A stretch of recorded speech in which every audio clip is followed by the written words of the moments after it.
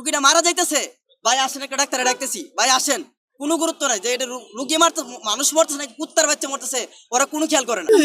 আজকে 4 দিন পর্যন্ত পানিবন্দির কারণে লক্ষ্মীপুর থেকে আসতে পারি নাই।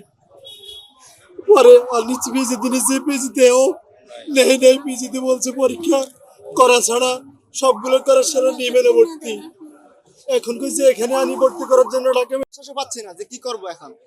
রোগী ব্যথা যন্ত্রণা চিল্লাচ্ছে, ওদের অপারেশন। আমাদের দুর্ভোগের কোনো শেষ নাই। টাকা দিয়ে আজকে ব্লাড জমা দিচ্ছি, 5 দিনের মধ্যে ব্লাড যদি না নেই তাহলে ব্লাড নষ্ট হয়ে যাবে। 3 ব্যাগ ব্লাড জোগাড় করে রাখছি।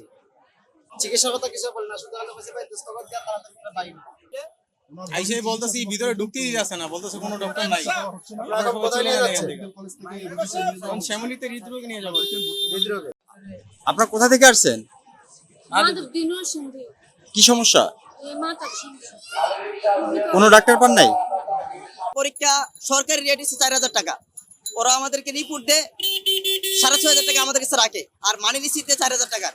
ওদেরকে যদি বলি ভাই আর 2,500 টাকা রিসিট কই, ওরা আমাদের গ্রামের মানুষ ভুলভাল বোঝায়, বলে যে এই ওষুধটা যদি তোমরা বাহির থেকে কিনো লাগবো 3,000 টাকা, তোমরা আমাদের কাছে নিলে লাগবে 2,500 টাকা। চেয়ার আনতে গেলে 300 টাকা লাগে। একটা নার্সের দ্বারা যদি একবার জায়গায় 2বার যাও ওর আগে হয়ে যাবো। মানে আমরা যে মানুষ, আমরা তো রুগী নিয়ে আসছি গ্রাম থেকে, মানে আমাদের কিছু মনেই করে না ওরা।